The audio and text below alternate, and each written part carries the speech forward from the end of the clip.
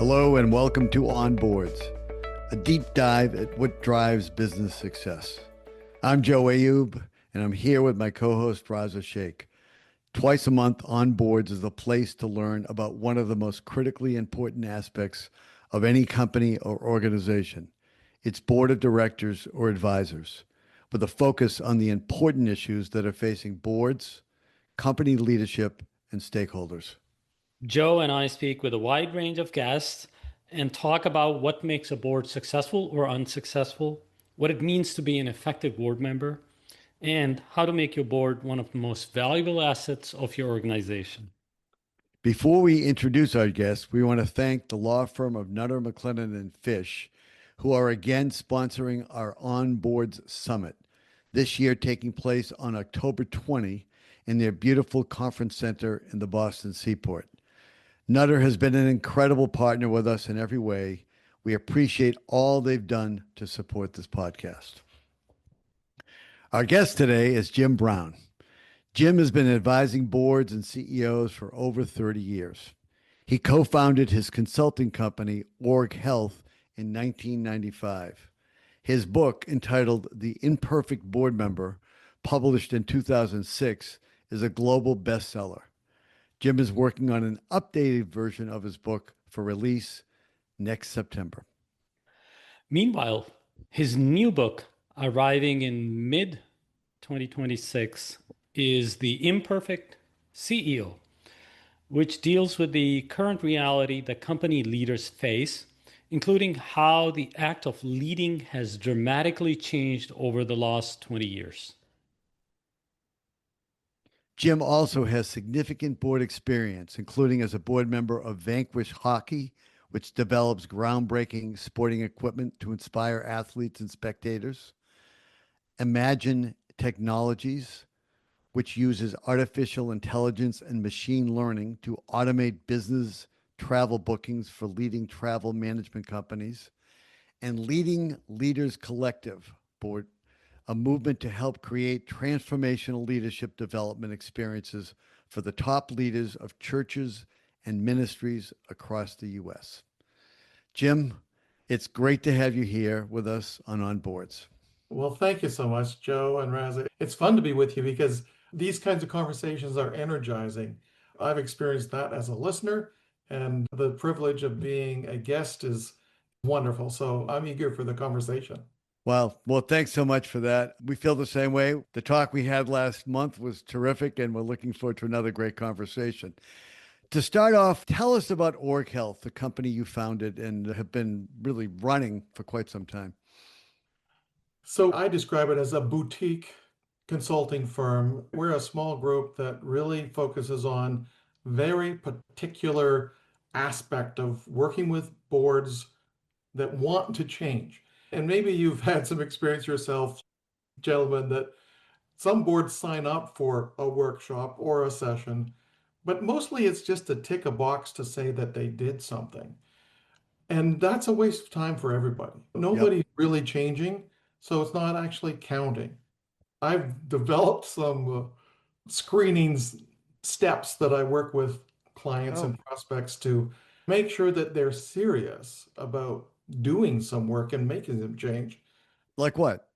That would be helpful to Sure. hear. Well, right out of the gate, I will tell you that the most important step is that the CEO has to recognize that they will do most of the changing, because if they don't recognize that, it's all a trick in their mind. They think they're going to fix some other person. They're going to hire some outsider to come in and turn that around. And it just doesn't work that way. Unless the leader owns the need to change and is at the front of the line declaring to their colleagues, hey, boy, I can see that I've been doing this poorly. I'm going to work on this. Can you help me with this? I apologize. I thought that this is the way I should do it, but now I'm seeing that's not working for any of you. Whew, it's powerful. Well, it could also be not that he's doing it or she's doing it poorly, but we can do it better, right? Absolutely. And again, another piece that I've observed in these 30 years is almost everybody likes to think that they're a good board. They just want to be great. And when you have the real conversation, you find out, yeah, you're good, but only on a few things. And there's a lot of things that you really need to get better at. And that's normal. That's Yeah, okay. As long as they're absolutely. getting better, we're Yeah, going in the right direction. exactly. Exactly. So talk about some of the work you do in org health. Okay, so let me go way back to the very beginning. 30 years ago, there just wasn't a recognition that this is important. Like even the word governance was kind of a mystery to a lot of people. Mm, And we found that unless there was a desperate situation, nobody wanted to hire us to do board consulting. The clients that we worked with, the clients that I worked with, were in desperate messes. And I can't remember if I mentioned this to you guys when we talked last. I've literally stood between people throwing fists at each other in mm. these early days. Do you get extra fee for that? No, no. I just learned that you have to price danger into the in. Right, exactly. I was going to say, yeah, Everyone on the board was suing everyone else on the board. These were the kinds of messes that I found myself in the early days. And then Enron and WorldCom happened, and the whole game changed. It was kind of like people started to recognize, oh, maybe we should be embarrassed if we didn't get any help. Maybe taking a step to get some outside expertise is actually responsibility as opposed to proof of ineffectiveness. right. And that was a beautiful shift that really changed the game for our work. Yeah, makes sense for sure. To be fair, mostly I do help boards that are doing pretty well get much better these days. And I don't want to mislead. Like the truth is, every board that I work with, we find something that they need to get seriously intentional about. So there's opportunity all the time.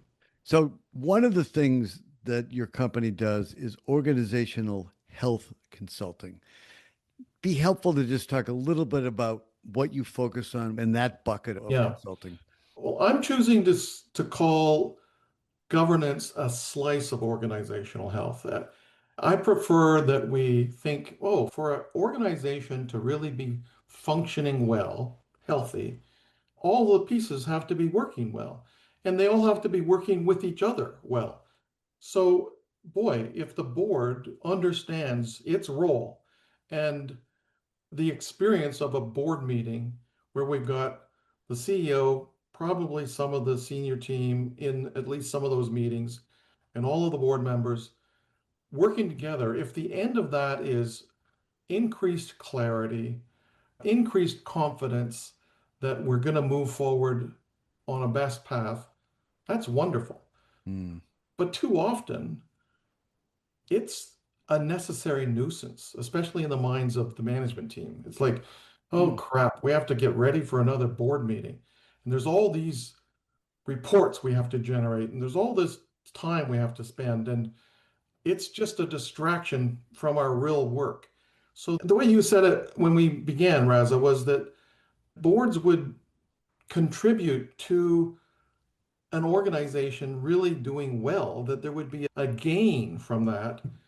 I 100% believe that that's possible. In fact, it has to happen. If we mm, don't have that happening, we're at least missing a great opportunity, or worse, we're going close to the ditch. Like we're mm. on the verge of making a big mistake. Well said. Absolutely. Yeah, I'm shocked to hear that there are some management teams that don't look forward to the board meetings. Oh, I didn't know you had the gift of sarcasm, Yeah, I Joe. know. Kidding. No, I know. It's very telling that that's the case because it probably reflects issues on both sides. And I think to the extent that you can help with that, that in itself would be a huge step forward. So this ties into another part of the whole concept of organizational health. It really is a focus on culture, on the human factor, Mm. on how board members get along with board members, on how they communicate with each other. especially in the meetings, but not only, like between meetings too. How they talk to each other about their CEO and management team. The job of the board is to bring guidance and oversight, but too many boards start nitpicking and throwing darts at people on the management team, so to speak, metaphorically. Yeah. Or on the board or to other board True, members. true. Yeah. That kind of Yeah. belittling and nibbling actually undermines everything in an organization. So if we want to be healthy, we just have to believe the best about each other and then learn about each other. One of my favorite stories of unhealth, missed opportunity, was that I was working with a board and management team on a strategic plan, and we were just in the segment of the conversation about risk management, risk oversight. And I had done some research and learned about the corporate experience, the background of the people on the board. So Mm. I just asked the question to the room, hey, if you really are wondering about what would be the best practices on risk management, who in the group already likely has the horsepower to bring the most strength to that? And there was silence. Mm. And this was very uncomfortable for me because one of the board members, a woman, had been the global risk manager for the largest bank in our country, Canada, and people didn't even recognize that. And she Yeah. was humble enough, or maybe too humble, in the sense that she didn't wave her hand and say, well, actually, I have done this for 25 years, Mm. but nobody even knew that. So, how do you draw on the strength? How do you listen to the input from a colleague if you don't understand what that person brings to the table? I think you can't really get the value. Mm. And it wasn't that difficult. I just read the bios that were on their website. Any of them could have done it, but Yeah. they didn't know this. That's a tragedy. Yeah. That's pretty basic, actually, Yeah, to not know the top skills and expertise of your fellow board members. That's absolutely. surprising. So, speaking about imperfect, let's talk about your first book published about 20 years ago, The Yeah, Imperfect Board Member. Talk about the story it tells. sure. So there's a stressed out CEO of a early stage tech company, and he is pulling his hair out because he's not getting help from his board, not the help that he's expecting. Before the IPO, he got pressured to make some changes on the board. You need to get some global and international credibility, some experience with people farther afield.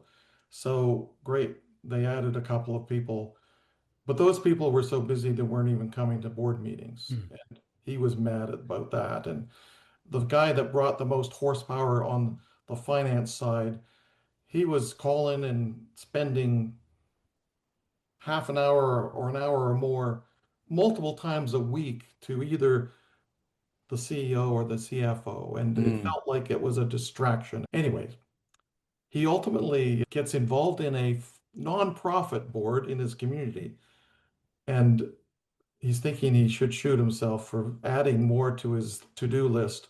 But it's in that context that he actually meets a man who gives him some input, some coaching, and helps him really understand what boards should be like. And uncomfortably, he discovers that as much as there are things that need to happen to make his board better, there are a whole lot of things that he needs to do differently so his board can be better.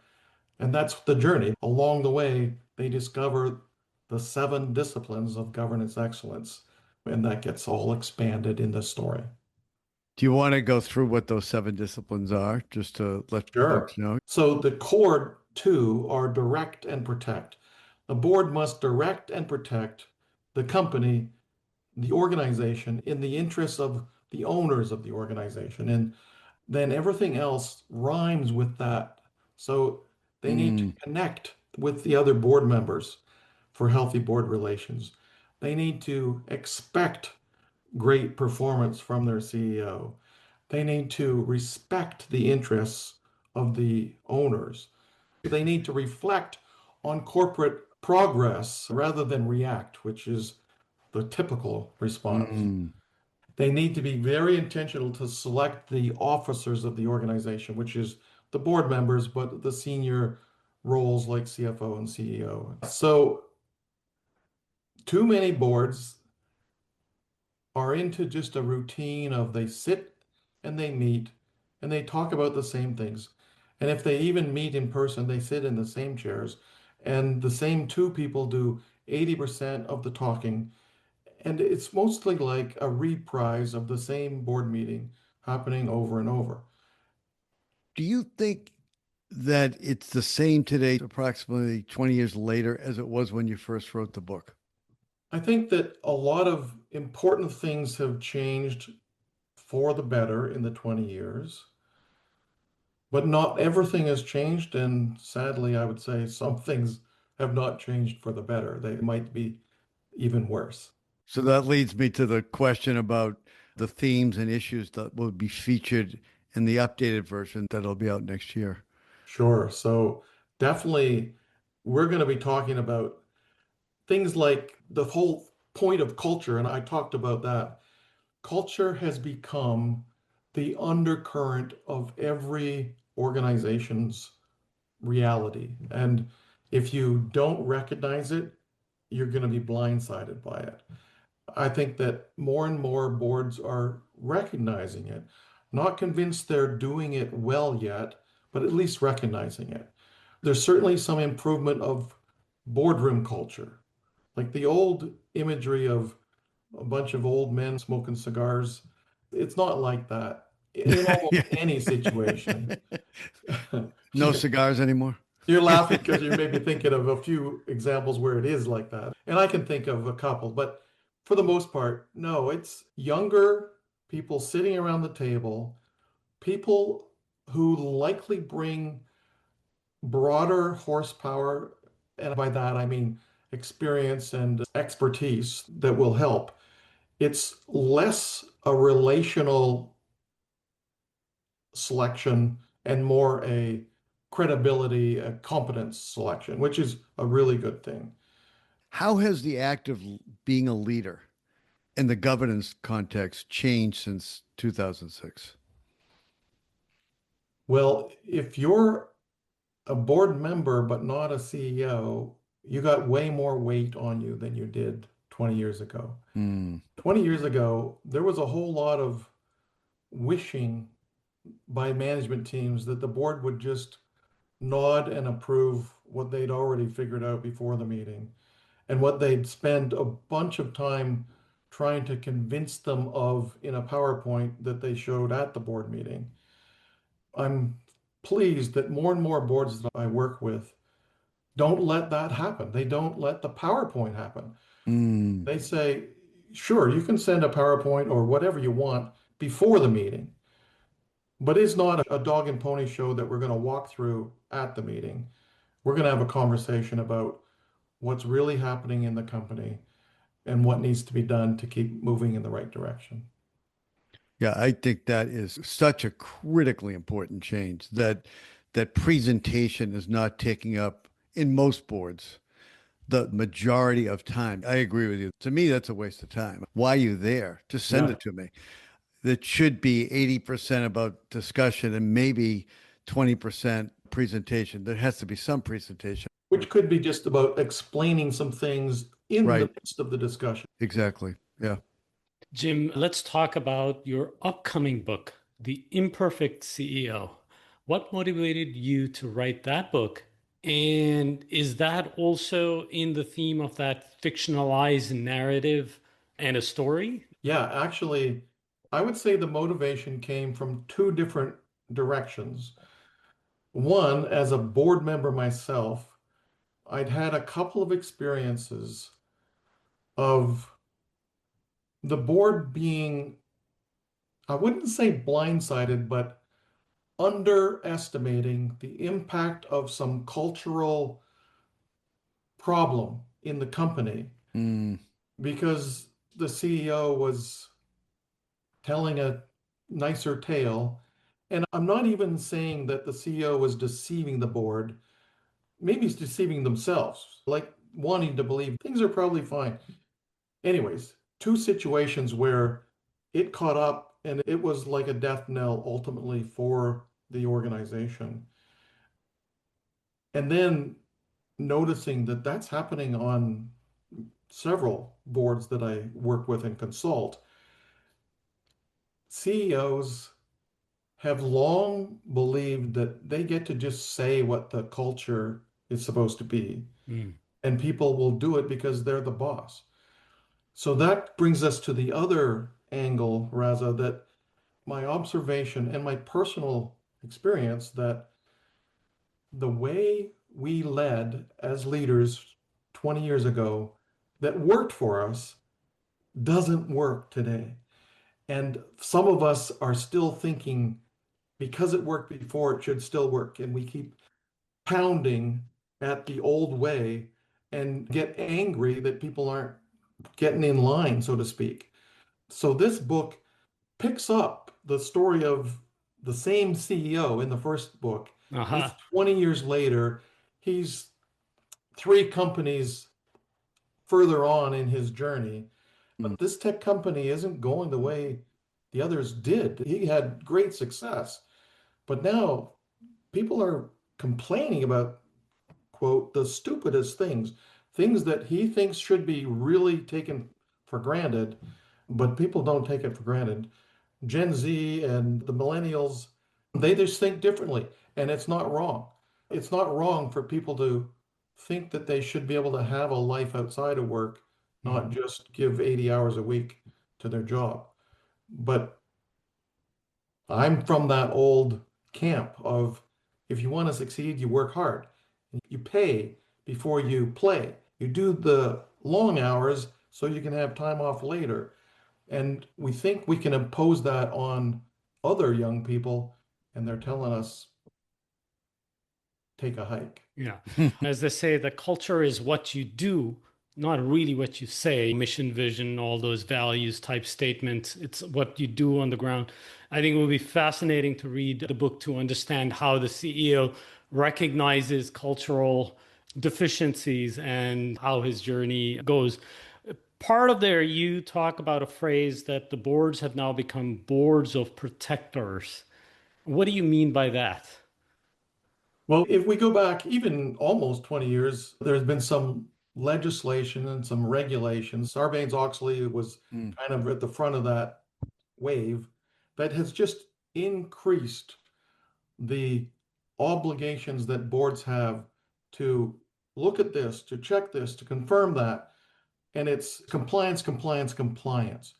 Some of that makes sense, although if you had the right systems, I'm suspicious that a lion's share of it could be done by competent, trustworthy staff people Mm. who are being paid to keep this. And then they just bring those reports. And you're just going to receive these reports. You don't have to go deep. If there's a problem, sure, you talk about it. But a Mm. lot of compliance is confirming that these things are working or these things have been done. Great. Rather than spend a whole lot of board time generating and reviewing and discussing those reports, I think it would just be much more healthy if we let boards be boards of directors, where more of their energy is on the direction piece rather than the protection piece. It's never going to be zero. And it shouldn't be. Like, I don't even think it should be. It's both direct and protect. I said that at the very beginning. That's the role of the board. Mm. But it isn't protect and protect. It's Mm. direct and protect. Well said. Maybe switch to this notion that Joe and I often talk that a high functioning board is kind of like a team. And it's kind of team of generalists, specialists, and many roles. And every team has to have a leader in the sense of running that team. And for boards, that's usually called the board chair. And the board chair, he or she plays a very, very important role in the functioning of the board and consequently the impact of the board's direction and protection and all of those things for the organization.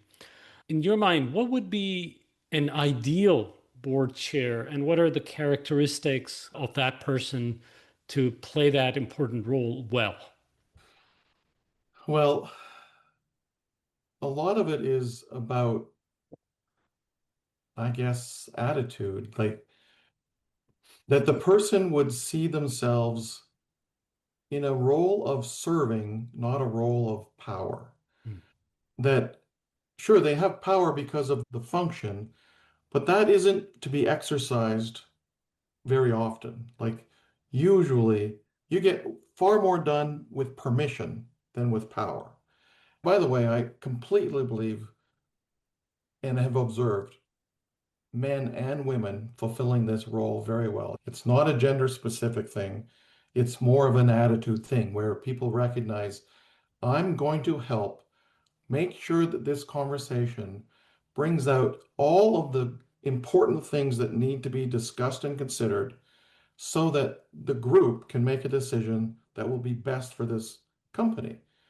That means that person is more invested than anyone in understanding each of the people around the table and what they can especially bring, and that they see themselves a little lower, like that they can bite their own tongue and not say what is on their mind because they can imagine that could be helpful, but rather ask a good question that draws it out of someone else around the table. Because the more that the chair speaks that is contributing to decisions, the more people around the table feel like the chair was controlling the decision. Mm. That's not a good arrangement. So it's a serving of the group to fulfill that function. But Jim, wouldn't sometimes it is the case that the chair has to be the boss and be able to get things done and not always be the, hey, what does everybody think? When that happens, how should they deal to be effectively helping the board the best? I had this conversation with a board just last week. I was doing an offsite with a board for a couple of days in Toronto, and which, by the way, is so nice to actually have a chance to drive to a client engagement rather than fly. Mm. And the chair expressed to the room some frustration because he said, it feels like when I try to help the board do what needs to be done, somebody gets their nose out of joint because they think I'm powering up. And so I said, time out. Let's just step back from this. Mm. Let's have a conversation about what all of you believe your chair, whoever the chair is, should do to serve the board. I went after some particular things like, well, do you think that it's okay that the chair would cut someone off if they've said the same thing already? Yeah, absolutely. Okay, so I wrote that down. And is it all right if the chair cut people off because there's been more time spent on this topic than you agreed in your agenda approval at the beginning? Well, absolutely. So there were a number of those kinds of things that once you had that list, Raza, can you appreciate that Mm. these now are the board's instructions to the chair rather than the chair's imposition of behaviors on the board? And it changes the equation. It gives them permission to do it for the board as opposed to doing it to the board. So the Mm. ground rules came bottom up from the board members agreeing that that's what they actually expect the board chairs to do. And hence, Yes. when they do it, it's not viewed as a power move. It's viewed as the chair actually doing their job. Right. But then, as you say, Raza, they have to get firm and they have to say, hang on, we agreed we were not going to talk in circles. And so I'm just going to cut you off. Joe, let's say you're the one. Joe, full respect to you, but you said that already. I love the way you just asked that question, Raza, because you're right. Building it from the bottom up is a recognition by everyone in the room what the responsibility of the chair is. And once there's agreement with that, that's got to make the job a lot easier to do because then everyone is on board with, Yeah, if you're going a little long, look, this isn't personal. We got to move. You don't want to be here till 7 o'clock tonight. I don't want to be here till 7 o'clock tonight. We've got to move this along Right. without having to have that conversation during the meeting itself. Right. So another topic that just a little twist that I think is interesting is they expressed some frustration because one of their committees, we won't say which one, has repeatedly brought information the day of the meeting and wanted to discuss it at the board meeting. And everyone else is a little put off because they're thinking, wait, I haven't even had a chance to look at this to digest it. There's three people in the room that have spent who knows how many hours on it.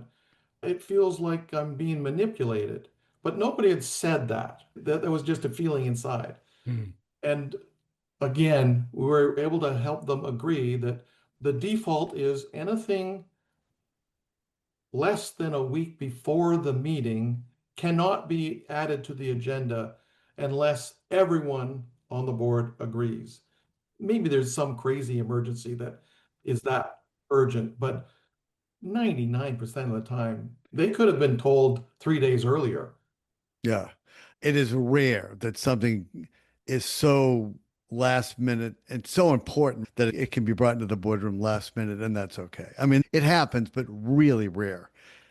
So, Jim, we talked a lot about term limits and board culture. And I think when we talked, you offered that offboarding is one of the least exercised responsibilities that a board does well. We agree. We have been talking for years about the fact that no matter who the CEO is, no matter who the chair is, private, public, the one thing that seems to be the hardest to do or not done well is offboarding. And Yeah. I think your suggestion as to how to address that is term limits. Is that fair? Yes, absolutely. I used to be idealistic and think, hey, let's just use performance feedback. And if people are doing a great job, they keep doing it. If they aren't, we help them move out and put someone in place. That seems so rational. The Yeah. trouble is, it just doesn't work that way. People just don't feel comfortable insisting that someone leave the board. So rather than make it a personal thing, make it a mechanical thing. Have enough time for people to learn the job, the organization, and really add value, but not so much time that they become stale.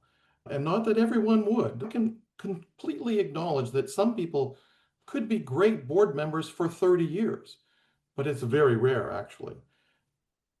I also deeply believe that developing the skill to bring on someone and help them learn about the company and about the board and be brought into the culture is a skill that boards need to have, or they're going to end up in a very vulnerable situation. You've probably seen it yourselves where nobody gets off the board until four of them are in their 70s and they all have to leave at the same time. Mm. Well, that now has compromised the board because they just wouldn't be responsible on a schedule that would work better for the company. I agree with everything you said, but I would raise two issues. One Sure. is board members that need to be offboarded before whatever the term is. So let's say you gave them three terms of 3 years, 9 years. Okay, well, that gets them off in 9 years, but not all board members deserve the 9 years. So you're going to have to face that. And then I'll Yeah, just throw the other thing out, which you already raised. There are board members that add a lot of value after 9 years, whatever the term is. I'm just right. taking that. And as I think I said when we talked, it seems like such rough justice to say, okay, we're going to take Larry Bird and some guy that plays basketball once a week with his friends, and we're going to apply the same rules. Larry's off the team, and this guy that can't shoot a basketball, both off the team. That seems like such a waste to me. How do you respond to that? Let me do the first one first, the first problem.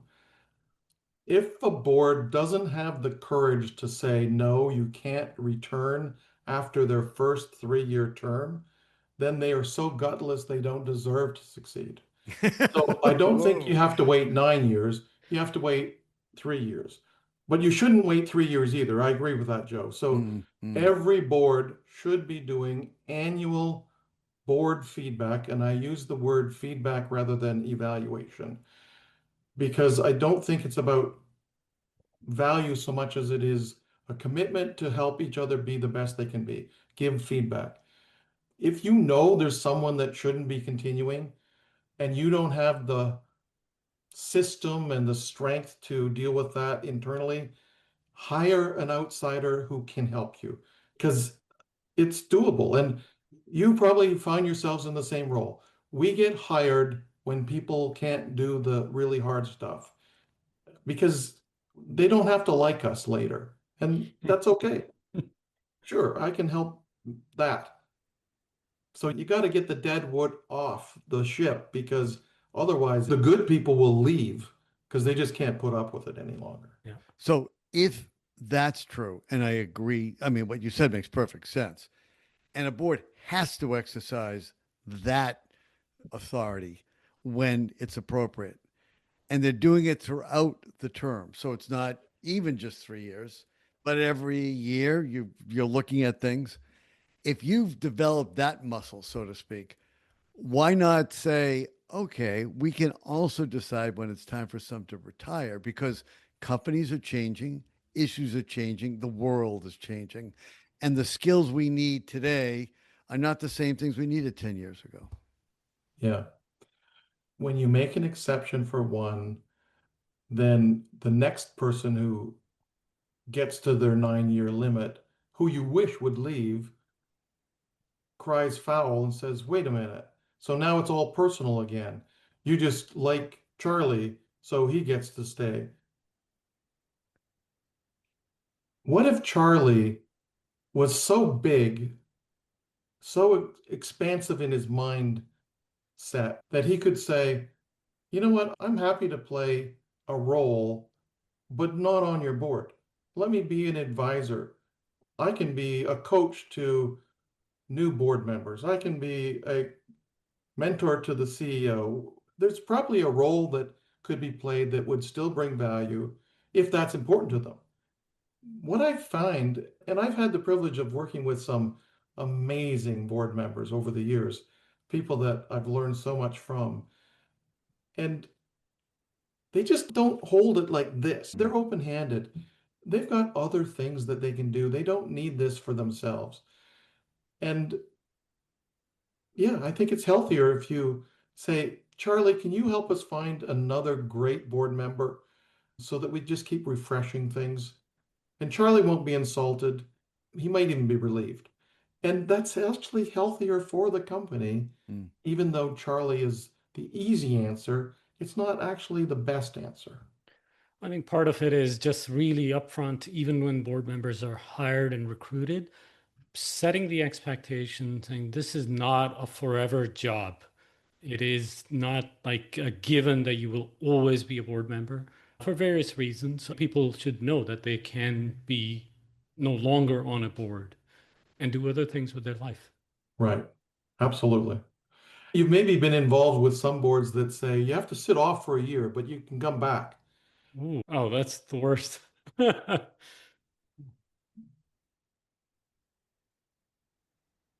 Yeah. Even more, what I find is the ones that really are good enough to come back, they've gone on and they've found other things to do. They're not available. The ones that will come back, you shouldn't be wanting them back. I think that is just the classic case. Yeah, that is the wrong answer. I agree with you. Jim, it was a fascinating conversation. Thank you so much for joining us today. It's been a privilege to join you. And I agree, fascinating conversation. And as your listeners probably can tell themselves, we could talk for hours more yet. Maybe we should recharge and have another conversation in a few years. I think when your next book comes out, you should come back and talk about it. That'd be great. I'd love it. And thank you all for listening to Onboards with our guest, Jim Brown. Please visit our website at onboardspodcast.com. That's onboardspodcast.com. We'd love to hear your comments, suggestions, and feedback. If you're not already a subscriber, please be sure to subscribe at Apple Podcasts, Spotify, or wherever you get your podcasts. And remember to leave us a 5-star review. Please tune in for the next episode of On Boards. Thanks.